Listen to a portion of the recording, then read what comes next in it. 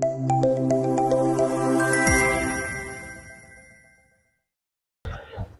everyone, আপোনালোকে চাবলৈ আৰম্ভ কৰিছে আপোনালোকৰ আপোন চেনেল ইগাৰ এডুকেশ্যন আৰু মই অভিজিত মহন্তৰ। আজি আকৌ এটা আসাম টেটৰ এটা ক্লাছ আনিছো আৰু আসাম টেটৰ এটা ইম্পৰ্টেন্ট টপিক আছে কমাৰ্চিয়েল এৰিথমেটিক বুলি। সেই কমাৰ্চিয়েল এৰিথমেটিকৰ ভিতৰত কি টপিক চাবলৈ সেই বিষয়ে মই এটা ক্লাছ কৰিছিলো, আপোনালোকে যথেষ্টখিনি সহায় জনাইছিলে। তো তাৰে কমাৰ্চিয়েল এৰিথমেটিকৰ ভিতৰত আমি প্ৰফিট এণ্ড লছকো পঢ়িব লাগিব। তো প্ৰফিট এণ্ড লছৰ কমপ্লিট ক্লাছ মই বহুত দিন আগতে এবাৰ কৰিছিলো। তো সেইখিনি চালেও হ'ব, যদি আপুনি সেইটো ক্লাছ নাচাই পেলাই আজি নতুনকৈ চাইছে তো এইটো চালেই হ'ব, যিকোনো এটা চালে আপোনাৰ কাৰণে যথেষ্ট। গতিকে প্ৰফিট এণ্ড লছৰ সম্পূৰ্ণ বেসিক প্ৰফিট এণ্ড লছৰ যেখিনি কনসেপ্ট গোটেইখিনি চাব লাগিব, ফৰ্মুলা কি ইউজ কৰিব লাগে সেইখিনি চাব লাগিব, আৰু লগতে কেইটামান এক্সাম্পল মই আপোনাক শিকাই দিম। তাৰ পিছত লাহে লাহে আমি যেটা টপিক কভাৰ কৰিম, মাজে মাজে আমি প্ৰেক্টিছ কৰা আৰম্ভ কৰিম। গতিকে পলম নকৰি আৰম্ভ কৰিছো প্ৰফিট এণ্ড লছৰ আজিৰ ক্লাছটো কেনেকুৱা পাই জনাব। তো কমাৰ্চিয়েল এৰিথমেটিক বুলি কোৱালে আমি এনেকুৱা কিছুমান টপিক ইয়াত ইনক্লুড কৰিম যিবোৰ টপিকৰ বিষয়ে আপোনালোকক ইতিমধ্যে মই এটা ক্লাছত কৈছো। তো তাৰে ভিতৰত প্ৰফিট এণ্ড লছৰ বিষয়ে আপোনালোকে একদম শিকিব লাগিব আৰু প্ৰফিট এণ্ড লছৰ বিষয়ে জানিবই লাগিব, ঠিক আছে। এইটো টেলিগ্ৰাম গ্ৰুপ হয় মেথছ উইথ অভিজিত, য'ত মই প্ৰেক্টিছ পেপাৰ দিয়াৰ ব্যৱস্থা কৰি আছো। তো সেইদিনা দুখন দিছো আৰু নতুন প্ৰেক্টিছ পেপাৰ বনাই আছো। গতিকে আপুনি যদি টেলিগ্ৰাম গ্ৰুপটোত জইন নাই তেন্তে অতিকৈ জইন কৰক, টেলিগ্ৰাম এপটো ডাউনলোড কৰিব, তাতে মেথছ উইথ অভিজিত ছাৰ বুলি সাৰ্চ কৰিব, আপোনালোকে জইন হ'ব পাৰিব। ওকে, তো প্ৰথমতে আমি বেসিকৰ ফালে আগবাঢ়ো। এখন হৈছে নিযুক্তি পৰীক্ষাৰ এখন গাইডবুক আৰু ইয়াতে কমপ্লিট সিলেবাস এটা কভাৰ কৰা আছে। যদি কাৰোবাক মেথছ এণ্ড ৰিজনিঙৰ প্ৰয়োজন আছে কিতাপখন ল'ব পাৰিব। প্ৰফিট এণ্ড লছ, আৰু প্ৰফিট এণ্ড লছ বুলি লাভ আৰু লোকচান, আমি লাভ কিমান হয়, কিমান পাৰ্চেণ্ট লাভ হয়, লোকচান কিমান হয়, সেই গোটেই সবিশেষ আমি ইয়াতে জানিব পাৰোঁ, ঠিক আছে। তো প্ৰথমে আমি ইয়াত ডিটেইলছ অকমান জানি লওঁ, আৰু ডিটেইলছ বুলি কোৱাৰ লগে লগে প্ৰথমতে আহিব এটা শব্দ যাৰ নাম হৈছে কষ্ট প্ৰাইচ। কষ্ট প্ৰাইচ বুলি ক'লে কিনা দাম, যাক আমি চিপি বুলি কওঁ। ওকে, তো কিনা দাম বুলি ক'লে যেতিয়া আমি কিবা এটা বস্তু কিনিব যাম, কিনাতে যিখিনি খৰচ হৈছে এই গোটেই খৰচটোক আমি কষ্ট প্ৰাইচ বুলি কওঁ। আৰু কষ্ট প্ৰাইচ বুলি ক'লে তাত দুটা বস্তু এড হ'ব, যে বস্তুটো কিনি পেলাই সাপোজ মই 100 টকাত কিনিছো,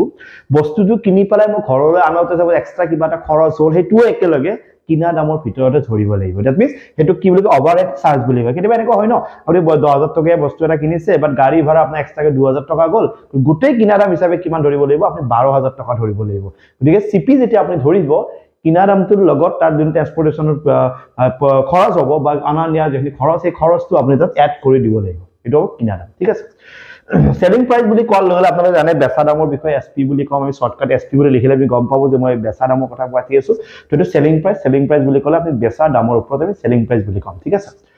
নেক্সট প্ৰফিট মানে যেতিয়া কিবা এটা বস্তু আপোনাৰ লাভ হৈছে, সাপোজ আপুনি 100 টকাৰ বস্তু এটা আপুনি 110 টকাত বিক্ৰী কৰিছে, আপুনি 10 টকা আপুনি বেছিকে পাইছে, সেইটো আপোনাৰ লাভ হয়। লোকচান বুলি ক'লে আপুনি 100 টকাৰ বস্তু কিনিছে বাট বেচিছে 80 টকাত, আপোনাৰ 20 টকীয়া লছ হ'ল, সেইটো কি বুলি কয়, লোকচান বুলি কয়। গতিকে লাভ লোকচান শব্দটো আমাৰ দৈনন্দিন জীৱনত যথেষ্টখিনি আমি ব্যৱহাৰ কৰি থাকো, বাট তাক মেথমেটিক্যালি কেনেকৈ ফাইণ্ড কৰে, কেনেকৈ লাভ হয়, কেনেকৈ লোকচান হয়, লোকচানৰ পাৰ্চেণ্ট কেনেকৈ ওলায়, সেই সবিশেষ আজি আমি পঢ়িব চেষ্টা কৰিম। প্ৰথমে এটা বস্তু কওঁ, যেতিয়া আপুনি প্ৰফিট বুলি কয়, প্ৰফিট আৰু এটা নাম আমি ইউজ কৰোঁ গেইন বুলি আমি ক'ব পাৰোঁ, কাৰণ প্ৰশ্নত কেতিয়াবা প্ৰফিট বুলি কয়, কেতিয়াবা গেইন বুলি কয়। যেতিয়া প্ৰফিট হ'ব, প্ৰফিটটো কেনেকৈ ওলায়, যিটো সেলিং প্ৰাইচ আৰু যিটো কষ্ট প্ৰাইচ, সিহঁত দুটাৰ মাজত এটা সামান্য কণ্ডিশ্যন থাকিব কি সেলিং প্ৰাইচটো সদায় বেছি হ'ব। যিহেতু আমি প্ৰফিট খাইছো বা আমাৰ লাভ হৈছে, তো সেলিং প্ৰাইচটো সদায় কি হ'ব, বেছি হ'ব। তো সেলিং প্ৰাইচৰ পৰা যদি আপুনি কষ্ট প্ৰাইচটো মাইনাছ কৰি দিয়ে, তেতিয়া তাক আমি কি বুলি কওঁ, গেইন বা প্ৰফিট বুলি কওঁ। সেলিং প্ৰাইচৰ পৰা যদি কষ্ট প্ৰাইচটো মাইনাছ কৰি দিয়ে, তাক আমি কি কওঁ, প্ৰফিট বা গেইন বুলি কওঁ। Okay,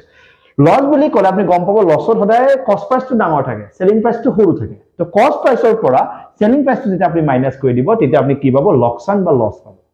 clear? ওকে,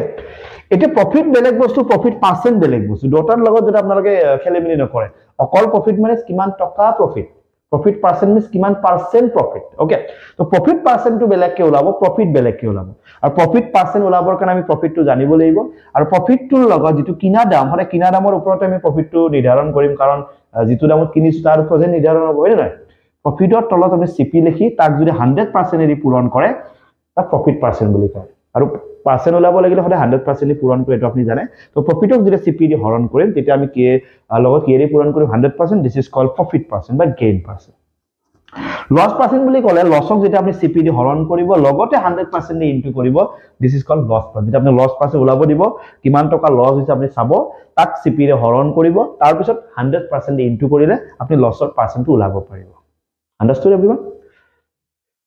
কেতিয়াবা এনেকুৱা হয় যে অকল এসপি, কেতিয়াবা এনেকুৱা এটা বস্তুৰ কিনা দামটো দিয়া আছে, বস্তুটো প্ৰফিট দিয়া আছে আপোনাক কৈছে কি বস্তুটো কিমান দামত বিক্ৰী কৰিছে বস্তু এটাই মেইন বস্তু কি সিপি এসপি প্ৰফিট পাৰ্সেন্ট আৰু লস পাৰ্সেন্ট এই চাৰিটাৰে কি হয় উল্টা পুল্টা কৰে কেতিয়াবা ইয়ত তিনটা দিছে এটু ওলাব কেতিয়া এটু তিনটা দিছে এটা ওলাব তো সেইখিনি বস্তু খেলি মেলি কৰিব ঠিক আছে এসপি ওলাব দিছে বাই ইউজিং profit percent use কৰি SP কেনেকৈ ওলাই this is the formula 100 plus profit percent divided by 100 into CP আৰু যেতিয়া লস দিয়া থাকে তেতিয়া যদি SP ওলাব লাগে 100 minus loss percent divided by 100 into CP clear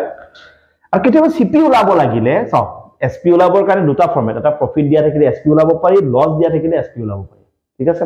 CP ৰ এনেকুৱা দুটা profit percent দিয়া থাকিলে CP ওলাব পাৰি loss percent দিয়া থাকিলে CP ওলাব পাৰি এটো profit percent দিয়া থাকিলে CP কেনেকৈ ওলাই এটো ফৰ্মুলা লস পাৰ্সেন্ট দিয়া থাকিলে সিপি কেনেকৈ ওলাই এটো ফৰ্মুলা তো দুটা ফৰ্মুলা আপনি চাই লওক আৰু এই চাৰিটা বহুত ইম্পৰ্টেন্ট ফৰ্মুলা হয় এই চাৰিটা ফর্মুলা আপনি ধুনিয়াকে চাই লওক ক্লিয়ার প্রবলেম নাই ওকে তো এই যে আঠটা আপনি ফর্মুলা দেখিলে এই আঠটা ফৰ্মুলাৰ ওপৰত প্ৰশ্নবোৰ বনিব তাকো এবাৰ আপনি চাই লওক লাগিলে অকল profit means SP minus CP অকল loss means CP minus SP প্ৰফিটৰ percentage means profit divided by CP into 100% loss percent means loss divided by CP into 100% profit percent দিয়া থাকিলে SP কেনেকৈ ওলাই profit percent দিয়া থাকিলে SP ওলাবৰ কাৰণে this da formula লগত CP টো পূৰণ হৈ থাকিব loss percent দিয়া থাকিলে SP কেনেকৈ ওলাই দিস দা ফৰ্মুলা লগত CP টো পূৰণ হৈ থাকিব profit percent দিয়া থাকিলে CP কেনেকৈ ওলাই দিস দা ফৰ্মুলা লগত SP টো পূৰণ হৈ থাকিব loss percent দিয়া থাকিলে CP কেনেকৈ ওলাই লগত SP টো পূৰণ হৈ থাকিব understood everyone okay তো এতিয়া আমি মেইন কোৱেশ্চন ফালে আগবাঢ়িম তো আপুনি এই আঠটা ফৰ্মুলা ধুনিয়াকৈ কপিত লিখি ৰাওক আৰু এই আঠটা ফৰ্মুলাৰ বাহিৰে বেলেগ একো বস্তুৱে প্ৰফিট এণ্ড লছত আপোনাৰ সিলেবাছত নালাগে আপোনাৰ সিলেবাছত ইয়াতকে বেলেগ একো নালাগে কোৱেশ্চন নম্বৰ 1 ৰাকেশে এখন সাইকেল কিনিছে সাইকেলখন কিমান টকাত কিনিছে 500 টকাত কিনিছে মি যোৱা দিছে আৰু সিপি হল আৰু তেও কি কৰিছে সাইকেলখন 750 টকাত বিক্ৰী কৰিছে দিছে আৰু হোৱাট এসপি হল প্ৰশ্নটো কি দিছে find the gain or loss যদি তেখেতৰ গেইন হৈছে প্ৰফিট হৈছে তো প্ৰফিট কেই টকা হৈছে গেইন হলে গেইন কেই টকা হৈছে ইয়াৰ আমি দেখিছো এসপি টো ডাঙৰ আছে সিপি টো সৰু আছে এসপি টো যদি ডাঙৰ আছে সিপি টো যদি সৰু আছে অফ কোৰ্স কি হৈছে profit হৈছে আৰু profit কিমান হৈছে CP2 ৰ পৰা সৰি SP2 ৰ পৰা CP2 আপুনি কি কৰি দিব মাইনাস কৰি দিব আপুনি आंसर কিমান পাব 250 দ্যাট মিন্স তেখেতৰ লাভ হৈছে কিমান টকা 250 টকা তেখেতৰ লাভ হৈছে এটো বেসিক কোৱেশ্চন মানে ইয়াৰ পৰা profit and loss ৰ কোৱেশ্চন আৰম্ভ হয় ৰমেশে এটা কিবা আৰ্টিকেল 250 টকাত কি কৰিছে কিনিছে this is our CP is it this is our what CP আৰু সেই বস্তুটো কি কৰিছে 400 টকাত বিক্ৰী কৰিছে তো আমি কোৱেশ্চনটোলৈ যোৱাৰ আগতে আমি এটা কথা গম পাইছো যেহেতু কিনা দামটো সৰু হয় আৰু বেচা দামটো যেটো ডাঙৰ হয় আমি 100% সিওৰ তেখেতৰ প্ৰফিট হৈছে বা গেইন হৈছে তো আমাক প্ৰফিট যদি হৈছে প্ৰফিটৰ পাৰ্সেন্টেজটো কিমান আমাক ওলাব দিছে দ্যাট মিন্স গেইন পাৰ্সেন্ট বা প্ৰফিট পাৰ্সেন্ট একেই বস্তু আৰু প্ৰফিট পাৰ্সেন্ট কেনেকৈ ওলাই অকমান আগত আপোনাক দেখাইছিল কি দেখাইছিল ওপৰত আপুনি লিখিছিল প্ৰফিট কিমান টকা প্ৰফিট হৈছে ওকে তলত লিখিছিল আপুনি সিপি তা কেৰি পূৰণ কৰিছিল 100% আছিল এটো এবাৰ মই দেখাই দিছো লাগিলে profit percent কেনেকা profit of CPD হৰণ কৰি 100% কৰিছো ৰাইট তো সেই ফৰ্মেটটো আমি ইয়াতে ইউজ কৰিছো ক্লিয়াৰ তো profit কিমান টকা হৈছে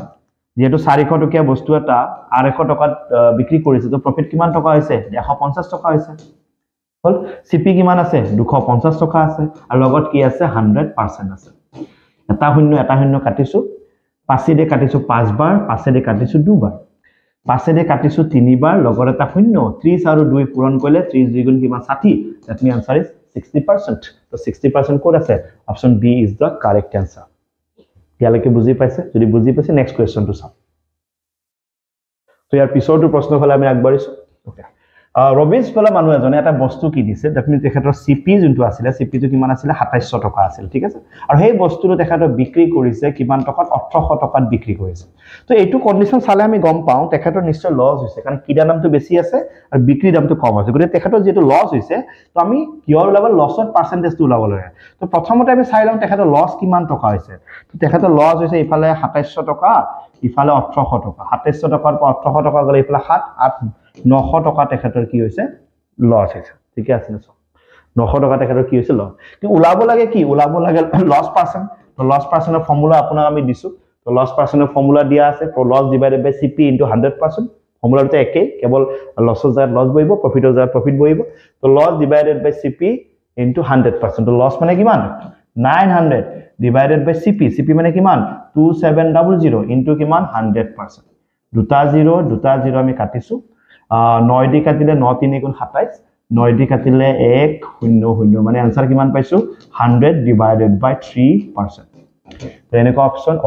অপশন নাই তো 100 ডিভাইডেড তো 6 5 গুণ 30 হ্যাঁ 30 কে 31 হবে তো আমাৰ এটা आंसर নহয় 5 3 15 কে 16 বাই 3 आंसर নহয় 3 2 6 8 8 by 3 নহয় 33 into 3 that means 99 99 plus 1 is 100 that means 2 মানে এটো একে হৈ আছে তো option D is the correct answer ঠিক আছে প্রবলেম নাই okay next to sir the ratio of the cost price and selling price of an article এটা বস্তুৰ কিনা যোনটো দাম CP আৰু যোনটো selling price দুটা যদি সোৱা দুটা ৰেশিও দিয়া আছে ধৰি লৈছো কিনা দামটো 20x হয় বেচা দামটো 21 হয় ঠিক আছে তো ইয়াত সামান্য এটা কথা আপুনি গম পাইছে কথাটো এনে কোৱা যে CP টুতকে SP টু ডাঙৰ হৈ আছে that means of course তেওঁলোকৰ কি হৈছে প্ৰফিট হৈছে ইয়াত যদি মই প্ৰফিট উলাব যাও তেওঁলোকৰ কিমান প্ৰফিট হৈছে selling price মানে 21x ৰ পৰা 20x যদি মই মাইনাস কৰো তেওঁলোকৰ প্ৰফিট কিমান আছে 1x তেখেতৰ প্ৰফিট হৈছে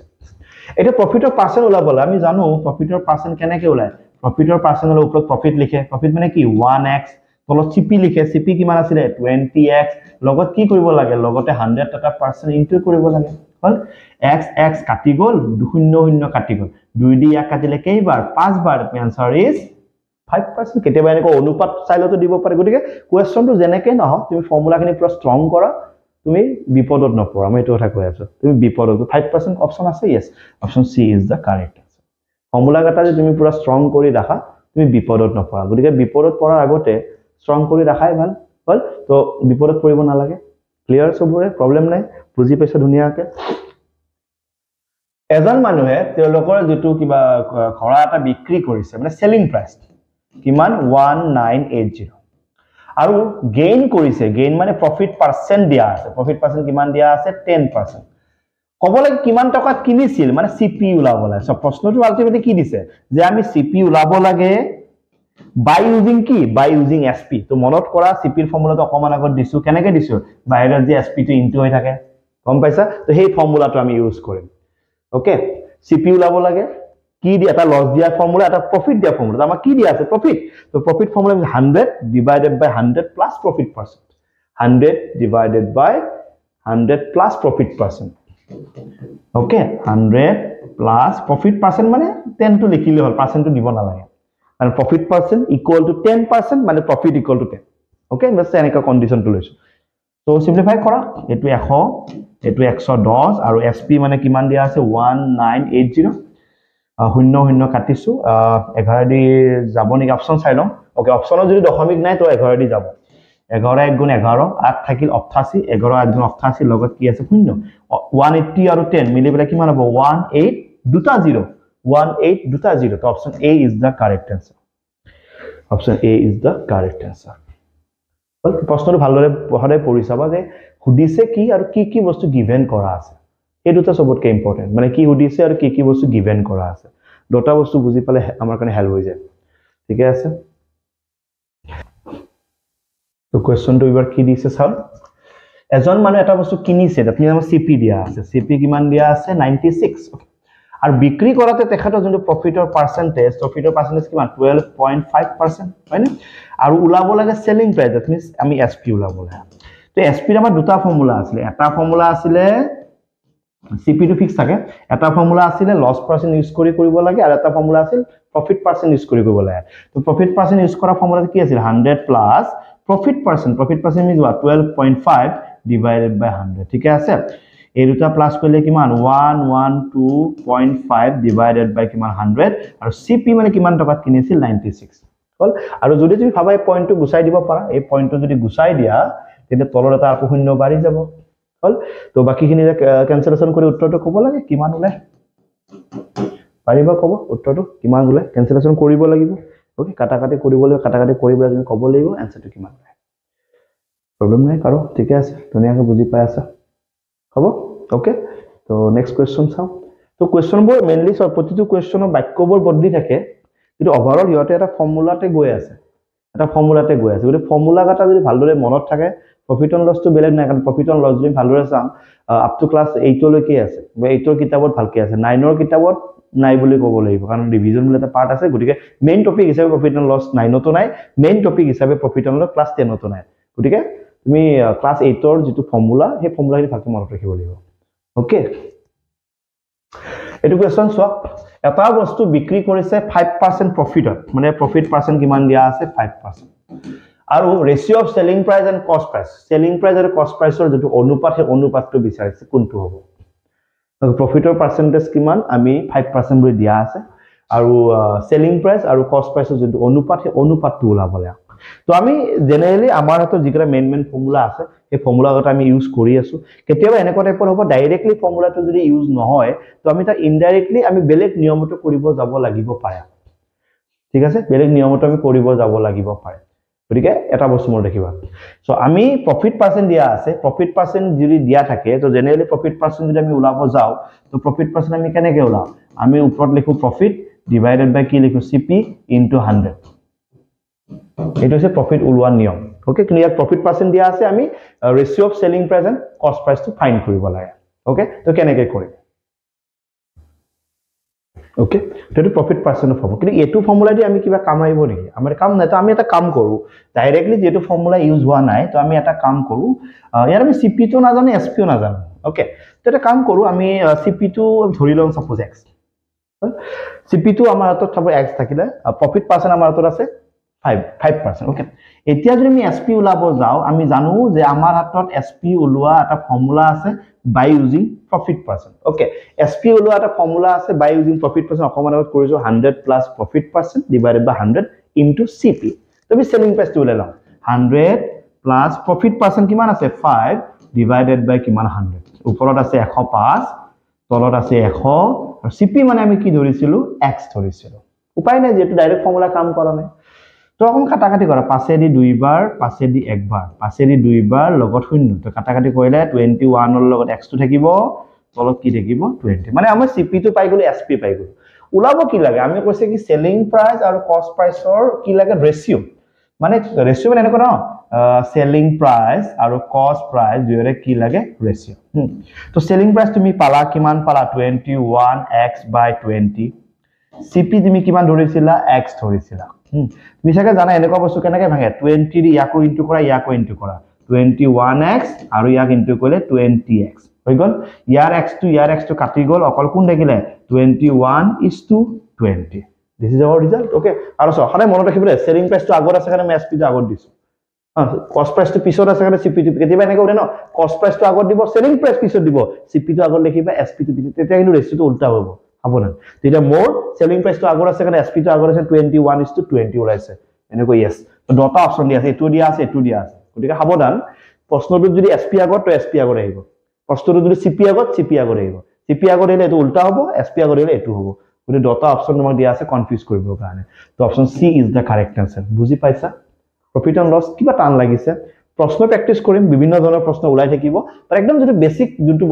বস্তু থাকিলে তুমি পৰীক্ষাৰ এটলিষ্ট নিজে ভাবি পেলাই হলো সলভ কৰিব পাৰিবা হেতু বেসিক বস্তু মই দিবৰ কাৰণে চেষ্টা কৰি আছো মই কোৱা নাই কি তোমাক গটেই দিছো গটে মই দিয়া নাই কিন্তু যেখনি মেইন ইম্পৰ্টেন্ট কন্টেন্ট যেখনি নহলে তোমাৰ দিগদাৰ হ'ব যেখনি নহলে তুমি পাস কৰিব নোৱাৰিবা বা এটা সলভ কৰিব নোৱাৰিবা সেই বস্তুখিনি মই তোমাক দি দিছো আন্ডাৰস্টুড তেনে